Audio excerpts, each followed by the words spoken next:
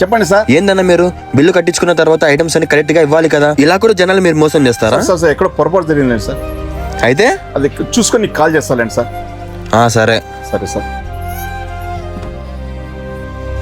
రే bill వేసి items pack చేసేది రా నీకు. ఇన్నాళ్ళు ఏం నేర్చుకున్నావురా? కస్టమర్లు కాల్ చేసి తిడుతున్నారు. ఇద్దరు చూడు మళ్ళీ వాళ్ళే ఫోన్ చేస్తున్నారు. సారీ సార్ తెలియదు. అన్నా సారీ అన్న, అది నా బైక్ బ్యాగ్ లోనే పడిపోయింది, చూసుకోలేదు. రియల్లీ సారీ అండి. Sir thank you sir.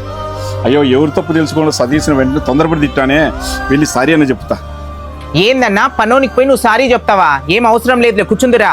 రే నువ్వు ఆగురా. సతీష్ చెప్పండి అన్నా.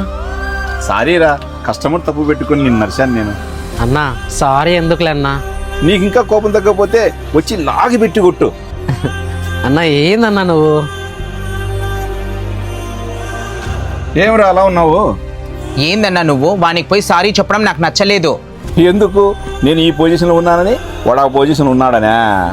మరి ఎందుకురా చిన్న చిన్న విషయాలకు ఈగోలు కోపాలు? నాకేమైనా 4 కాళ్ళు 4 చేతులు ఏమైనా ఉన్నాయా? నేను కూడా అందరిలాగే కదా.